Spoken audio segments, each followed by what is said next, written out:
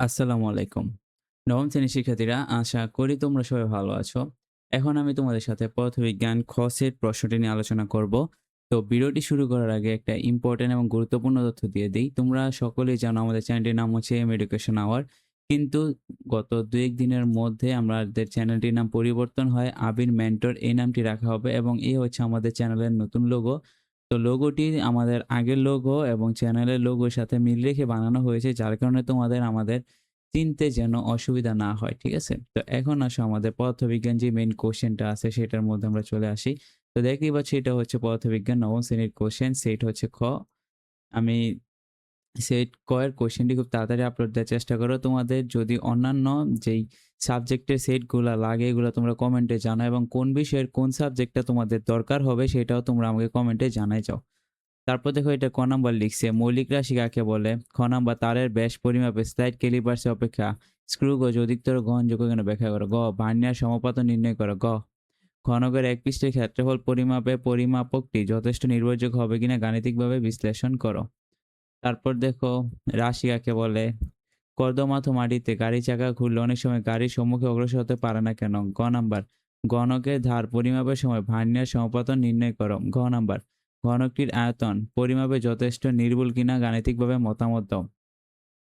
তারপর দেখো কি লিখছে, চূড়ান্ত ত্রুটি কাকে বলে? জ্যোতীয় বেগের একক ও মাত্রা একই হলে রাশি দুটি ভিন্ন কেন ব্যাখ্যা করো। এক্স এর মান নির্ণয় করো। গড় ত্বরণ 0.75 ms ইনভার্স 2 হলে উল্লেখিত সময় গাড়িটি এ হতে বি স্থানে পৌঁছাতে পারবে কিনা গাণিতিক যুক্তি সহ বিশ্লেষণ করো। দেখছো এই ৪ নাম্বার যে কোয়েশ্চেনটা আছে এগুলা তোমরা দেখো, এগুলা খুব সুন্দরভাবে দেয়া আছে। এগুলার অ্যান্সার গুলা তোমরা বইয়ের মধ্যে, গাইডের মধ্যে যেকোনো জায়গায় খুব ইজিলি ভাবে কিন্তু এগুলা তুমি খুঁজা নিতে পারবা। ঠিক আছে?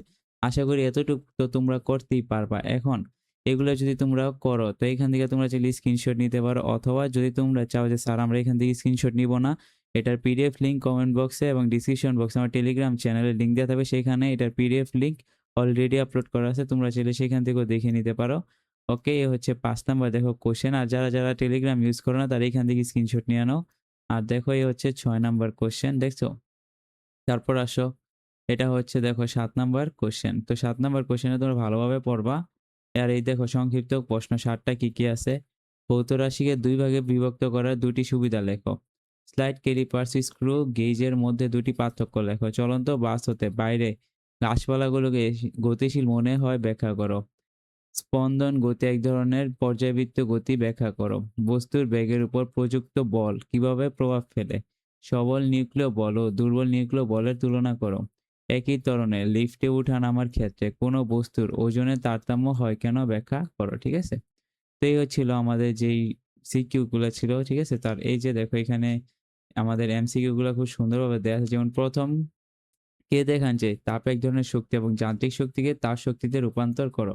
ঠিক আছে? তো এগুলার এমসিকিউ গুলা তোমরা খুব ভালোভাবে পড়বা। যেহেতু এখানে এমসিকিউ গুলা তোমরা দেখতেই পাচ্ছ, এটা সেট খ এর এমসিকিউ। তো এমসিকিউ গুলো তোমরা খুব ভালোভাবে পড়বা। তো এ এখান থেকে তোমরা চাইলে স্ক্রিনশট নিয়ে নিতে পারো। এই যে দেখতেই পাচ্ছ এখান থেকে তোমরা খুব ইজিলি ভাবে স্ক্রিনশট নিতে পারবা।